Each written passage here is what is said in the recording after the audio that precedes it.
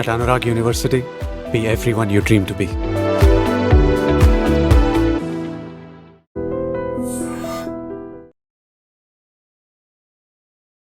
నమస్కారం, welcome to I dream. ధర్మ మార్గం విత్ విజిత కార్యక్రమానికి స్వాగతం.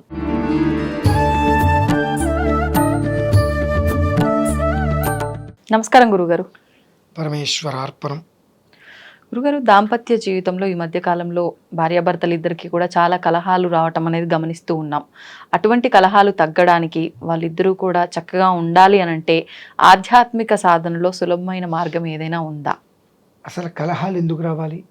ఎవరో ఒకళ్ళు తగ్గితే కలహాలు రావు కదా. ఆ తగ్గటం అనేటువంటిది అలవాటు చేసుకుంటే ప్రత్యేకంగా ఆధ్యాత్మికంలోకి వెళ్ళి దాన్ని ఏదో సాధన చేయాలనేటువంటిది ఉండదు కదా. అది లేనప్పుడు ఆధ్యాత్మిక సాధన చేసిన మన మనసులో ఏముంటుంది?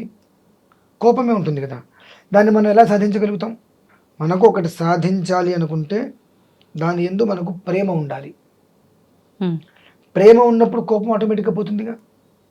కానీ అక్కడ ఏమవుతుంది? దంపతుల మధ్యన ఏదన్నా ఒక సమస్య వచ్చినప్పుడు ఆమెకి అతని మీదో అతనికి ఆమె మీదో ప్రేమ అనేటువంటిది ఉంటే ఒకళ్ళు ఒక మాట అన్నా తగ్గి ఉంటారు. నన్ను ఒక మాట అంటే నేను 2 మాటలు అంటాను అన్నప్పుడు ఎప్పటికీ అవి తగ్గవు. కాబట్టి మా ఇద్దరికి ఈ సమస్య తీరిపై ప్రశాంతంగా ఉండటానికి నేను ఏదన్నా భగవదారాధన చేసుకుంటాను అని అంటాం. చాలా బాగుంది, భగవదారాధన చేసుకుంటాం. కానీ ఇక్కడ భగవదారాధన దేనికి చేస్తున్నాం? కలహాలు తగ్గడానికి. కలహాలు తగ్గాలి అనేటువంటిది ఎక్కడ ఉంటుంది? మన ఆలోచన విధానంలో ఉంటుంది. ఆలోచన విధానంలో లేనప్పుడు మీరు సాధన చేసి ఉపయోగం లేదు కదా. అంటే కొంచెం దానికి ఫేవర్ అవుతుందేమో అని. అంటే మనకు ఎంతైనా ఆలోచన ఉంటే అది పెంచుకోవచ్చు.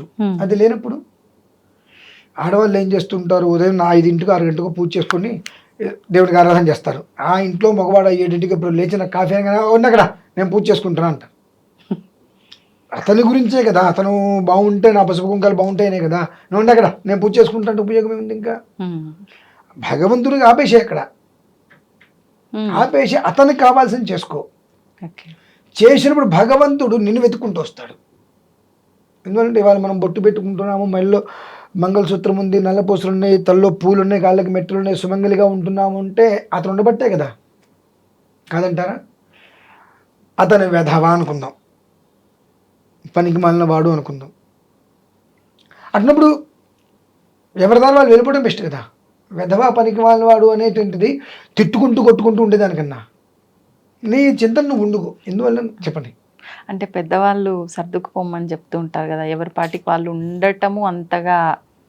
సర్దుకుపోవటం అనేటువంటిది అమ్మా, నేను సూట్కే సర్దుకొని పోవటం కాదు కదా. సర్దుకుపోవటానికి కూడా ఒక వ్యవస్థ ఉంటుంది. ఒకప్పుడు రోజులు వేరు, ఇప్పటి రోజులు వేరు. ఒకప్పుడు సర్దుకుపోవడం అనేటువంటి దాంట్లో పిల్లలకి ఏదో జీవితం ఉండాలి, మనకు సంపాదన లేదు అని ఇక ఎంతటి రాక్షసుడైనా సర్దుకుపోయే విధానం ఉంది. అది ఎంతవరకు సర్దుకుపోమన్నారు? నీ నెత్తి మీదకి వస్తుంది, నీ పిల్లల మీదకి వస్తుంది అనుకుంటే అక్కడి నుంచి నువ్వు పక్కకు వచ్చేసి రాదు. ఏదో ఒకరోజు మారతారనేటువంటి స్థితి ఉన్నప్పుడు సర్దుకుపోయటం మొదలుపెట్టి దానికి తగ్గ ఆరాధన చేసుకుంటుంటే ఓకే.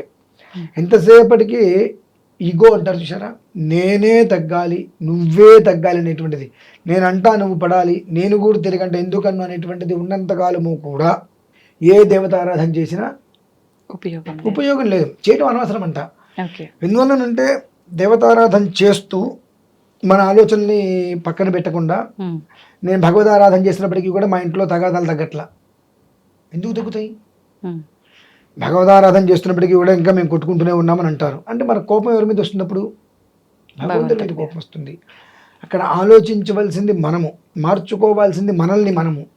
నిన్ను నువ్వు మార్చుకునేటువంటి స్థితి నీకున్నప్పుడు మార్చుకోవాలి నన్ను నేను అనేటువంటి దాని మీద ధ్యాస ఉన్నప్పుడు భగవదారాధన చేస్తే ఆ ధ్యాస పెరుగుతుంది. దాంట్లోంచి ఒక వ్యవస్థ ఏర్పడుతుంది, శక్తి ఏర్పడుతుంది, అది ఒక వైబ్రేషన్గా చుట్టూతో నిలబడుతుంది. మీకు ఏదైతే కావాలో అందులోకి మిమ్మల్ని తీసుకెళ్ళి నిలబెట్టగలుగుతుంది. అదే లేనప్పుడు ఆలోచన మొత్తం వేరేగా ఉన్నప్పుడు, కొట్టుకోవాలో అరుచుకోవాలో ఉన్నప్పుడు ఎంత ఆరాధన చేసినప్పటికీ కూడా ఏదైతే ఆలోచన ఉందో అది వృద్ధి పెరుగుతుంది. అప్పుడు తగాదాలు పెరుగుతాయి కానీ తగ్గవు కదా. కాబట్టి భగవదారాధన అనేటువంటిది మానసిక వ్యవస్థకి ఉపకరం. అమ్మాయికి అబ్బాయికి ఎవరో ఒకళ్ళకి కలిసి ఉండాలి ఏదైనా సరే అన్నప్పుడు మీరు దానికి తగ్గ ఆరాధనలు లలితా సహస్రనామంలోనే నిత్య క్లిన్న నిరుపమ నిర్వాణ సుఖదాయిని నిత్య షోడశికారూప శ్రీకంఠార్థ శరీరిని అని చెప్పి శ్లోకం. ఆ శ్లోకాన్ని పారాయణ చేసుకుంటూ ఉంటే ఖచ్చితంగా అవతల వ్యక్తి ఎంత మూర్ఖమైనా క్రమేపీ తగ్గి మళ్ళీ కుటుంబం అనేటువంటి సంతోషంగా ఉంటుంది. ఇద్దరికీ లేకుండా కుట్టుకు చేస్తున్నప్పుడు ఎంత చేసినప్పటికీ కూడా మనకు దాని నుంచి ఫలితాన్ని మనం ఆశించలేము. ఆశించినా అది మనకు పరిసరాల్లో కనిపించకపోగా ఇంకా మనకు నెగిటివ్ పెరిగిపోతుంది. ఇంత చేస్తున్నప్పటికీ కూడా మేము ఇద్దరం కొట్టుకుంటూనే ఉన్నాం కాబట్టి దేవుడు లేడు ఏం లేదు ఇంకా అనేటువంటి స్థితికి మనం వెళ్తాం. రేపో ఇల్లు డైవర్స్ అవుతాయి అనుకున్నప్పుడు కూడా ఇద్దరిలో ఎవరైనా ఒక మనస్సులో నాది అనేటువంటిది గట్టిగా ఉన్నప్పుడు చేసుకోగలిగితే అవతల మనిషి మైండ్ కూడా అది మారగలుగుతుంది. అది తెలుసుకోవాల్సి. అంటే ఇద్దరిలో ఎవరైనా అంటే మగవారు కూడా ఇది చేయొచ్చు అంటున్నారా? అయ్యో కావాలి అని అనుకుంటే మాత్రం మగవాళ్ళు కూడా ఇంకా తొందరగా అవుతుంది మగవాళ్ళకి. నా భార్య నాకు కావాలి అంటే తను నాకు కావాలి అనేటువంటి విషయంలో కనెక్ట్ చేస్తే మామూలుగా ఇంకా తొందరగా వాళ్ళ వైబ్రేషన్స్ చక్కగా పాజిటివ్ చూడగలుగుతారు. ఓకే, అంటే విడిపోవాలన్నంత ఆలోచన ఉండదు కానీ మామూలుగా కొట్టుకు చేస్తుంటారు, అప్పుడప్పుడే కొట్టుకుంటారు, అప్పుడప్పుడే బాగుంటారు. అలాంటి వాళ్ళు సఖ్యతగా ఉండాలన్నా పనిచేస్తుందంటారా? అలాంటి వాళ్ళ జీవితం అలా ఉంటేనే బాగుంటుందండి. అంటే కారం తీయగా ఉండేటువంటి తీయటి కారం తీయగా ఉండటం ఏంటండి? సంసారం అలా ఉండాలి. ఓహో, అప్పుడే ఆయనగా ఉండాలి. అంతలోగే ఆ విషయాన్ని మర్చిపోయి, అంటే తగాదా వచ్చింది అరుచుకున్నారు, దాన్ని సాధించకూడదు, ఆ విషయాన్ని మర్చిపోవాలి మళ్ళీ యథావిధిగా. అలా ఉంటే ఆ జీవితం వేరు. ఎప్పుడు సరదాగా నవ్వుకుంటూ ఉన్నా అదొక ఇబ్బంది, ఎప్పుడు అరుచుకుంటూ తట్టుకుంటున్నా అదొక ఇబ్బంది. కాకపోతే ఇందులో ఒకటి, అరుచుకోవటం కొట్టుకోవటం అనేటువంటి సర్వసాధారణం, బాధ్యతారాహిత్యం అనేటువంటిది ప్రధానం. ఆ బాధ్యతారాహిత్యం, ఆ అమ్మాయి అతను ఎన్ని రకాలుగా కుటుంబం కోసం ప్రయత్నం చేస్తున్నా పట్టించుకోలేదు అన్నప్పుడు అది బాధ్యతారాహిత్యం. మనం ఇక మన పని మనం చేసుకోవడం ఉత్తమం. అలానే ఆ పిల్లవాడు మనం ఎంతగా ప్రయత్నం చేసినా కుటుంబం మీద బాధ్యత లేకుండా తన ఇష్టానుసారం నాది అన్నట్టుగా ఉన్నప్పుడు మన పని మనం చేసుకోవడం శ్రేయస్కరం. అంతేగాని చిన్నవేవో గొడవలు అవుతున్నాయినప్పుడు వాటికి నార్మల్గా కూడా అయిపోతాయి. సాధింపుడు అనే తత్వం లేకపోతే ఎంత గొడవైనా ఆ క్షణంలో మాసిపోతుంది. నన్ను అంటాడా వీడి సంగతి చూస్తా అనుకుంటే అది ఎప్పటికీ నిప్పులాగా వృద్ధి చెందుతూనే ఉంటుంది. లేదనుకోండి అలా ఆగిపోతుంది.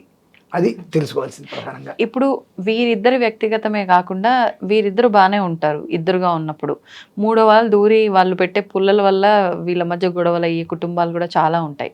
అటువంటి సందర్భాల్లో నా మీద మీకు, మీ మీద నాకు నమ్మకం ఉన్నప్పుడు మూడో వ్యక్తి ఎన్ని చెప్పినా మనం ఆ టైంలో అసలు ఎంటర్టైన్ ఇవ్వకూడదు మూడో వ్యక్తికి అనుకుంటాము. కానీ కాకపోతే అక్కడ కర్మ ప్రారంభం ఏంటంటే, కర్మ బలీయంగా ఉన్నప్పుడు మూడో వాడే వ్యక్తి మాట తిజ్జగా ఉంటుంది. ఎందువల్లనంటే ఈ అబ్బాయి అమ్మాయిని అస్తమానం పొగడ్డు, వీడొచ్చి పొగిడేటప్పటికి నిజంగా నేను అందంగా ఉన్నా ఆయనే చికాకు చేస్తున్నాడు అనే ఫీలింగ్ అమ్మాయికి వస్తుంది. అతన్ని పొగిడినప్పుడు నా భార్య ఎప్పుడు నన్ను ఇట్లా మాట్లాడలేదు అనేటువంటిది ఆటోమేటిక్గా వస్తుంది. భార్యాభర్తలు ఎంతసేపటికి ఒకరినొకరు పొగుడుతూ ఉంటే జీవితం ఏముంటుందండి? అక్కడ కావాల్సింది ఏంటి? ఇంప్రెస్ చేసే వ్యక్తి కాదు మనకు కావాల్సింది. ఇద్దరి మధ్యలో మూడో వ్యక్తి వచ్చి ఇంప్రెస్ చేస్తాడు. అది కాదు, ఇంప్రెస్ చేసే వ్యక్తి ఎంతవరకు ఉంటాడు? కొంతకాలమే ఉంటాడు. మనకు ఇంటిని నడిపే వ్యక్తి, పాల బిల్లు, కూరల బిల్లు, ఆ బిల్లు, ఈ బిల్లు, ఇంటిని నడపడానికి కావాల్సినటువంటిది ఏదైతే ఉంటుందో దాన్ని సమర్థవంతంగా ఎదుర్కొనేటువంటి వ్యక్తి కావాలి. అంతేగాని ఒక అమ్మాయిని ఇంప్రెస్ చేశాడు, వాడి జీవితకాలం అమ్మాయిని ఇంప్రెస్ చేస్తూనే ఉండాలి. అది ఇంప్రెస్ చేయలేకపోతే అమ్మాయికి కోపం వస్తుంది, అదే అబ్బాయిని ఇంప్రెస్ చేయలేకపోతే వాడికి కోపం వస్తుంది, మధ్యలో ఆ బంధం ముగిసిపోతుంది. ఇంప్రెస్ చేసేవాడు ఎప్పుడు కూడా ప్రమాదకారే. మనకు ఆ వ్యక్తి ఎలా ఉండాలి? కుటుంబానికి బాధ్యత రాహిత్యంగా ఉండకూడదు, బాధ్యత తీసుకునే వ్యక్తిగా ఉండాలి. అప్పుడు ఏ ఇబ్బంది ఉండదు కదండి. అదే మనం తీసుకోవాల్సిన విషయం. మనల్ని ఎంత ఇంప్రెస్ చేశాడు, మనల్ని ఎంత పొగిడాడు అనేటువంటిది కాదు, బాధ్యత ఎలా ఉన్నాడు, ఎంతవరకు బాధ్యత తీసుకుంటున్నాడు అనేటువంటి విషయాన్ని దృష్టిలో ఉంచుకున్నప్పుడు ఇంకొక ఆలోచన రాదు కదా, అది చూసుకోవాలి ప్రధానంగా. ధన్యవాదాలు గురువు. పరమేశ్వరార్పణం. And for more videos, please subscribe to iDream channel. Subscribe to iDream Media. Please subscribe to iDream. Please subscribe to iDream. Please subscribe iDream. And please subscribe to iDream. For more videos, subscribe to iDream. Please like, share, and subscribe to the channel. Congratulations, iDream. Subscribe to iDream. Subscribe to iDream. So subscribe to iDream Media. iDream ki iDream team అందరికి huge congratulations. Please subscribe iDream Media. Please subscribe to iDream. Subscribe iDream. Please subscribe to iDream. iDream అంటే నా కళల channel subscribe చేసుకున్న నోరు తిరుగుతలేదు, మీరైతే గంట గుర్తు కొట్టండి. For more such videos, please subscribe to iDream.